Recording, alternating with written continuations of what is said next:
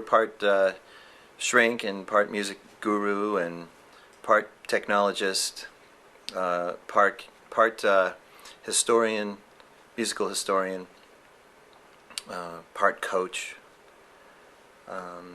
part know-it-all, part know-nothing.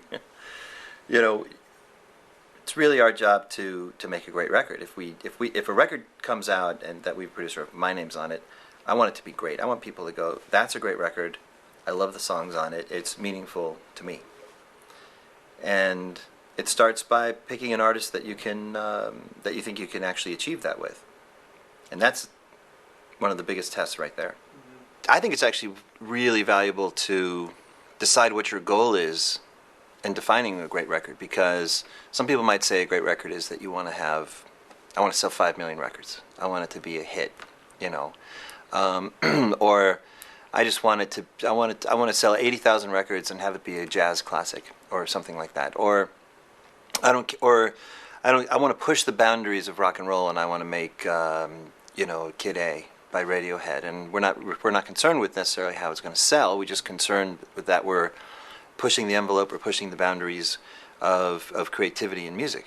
So there's lots of concerns in terms of what great is. It's actually very, I think, important as a producer to be clear.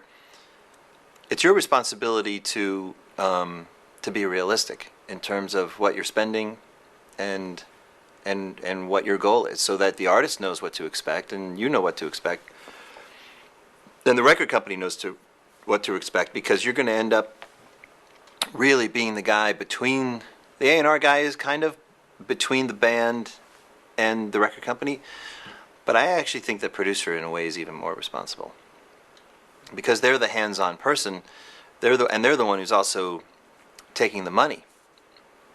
They're personally getting in advance, and they're basically personally spending the money with the band on a day-to-day basis. Every day you go into, let's say, Ocean Way Recording, and you've got an engineer at $1,200 a day, bunch of rental gear, another $500, and the studio costs $2,000. You're up at $3,000 a day. Did you spend your $3,000 wisely that day?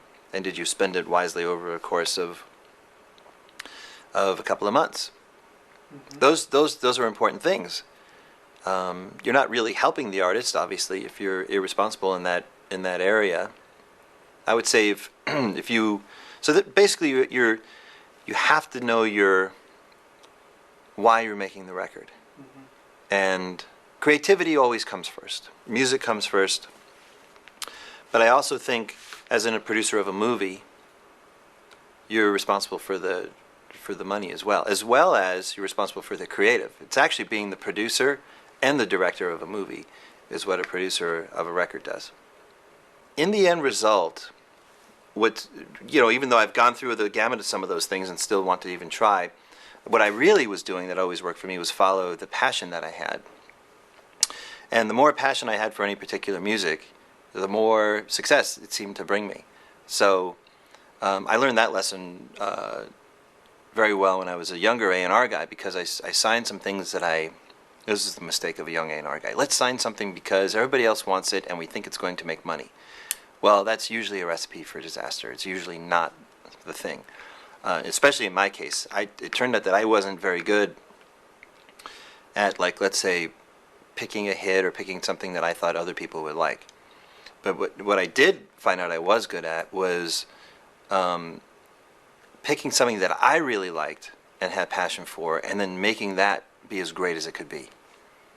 That's where I ended up being successful. As soon as it's very subtle, really, in a way. It sounds subtle, or maybe it sounds big, I don't know, but as soon as I changed that mindset, immediately had success.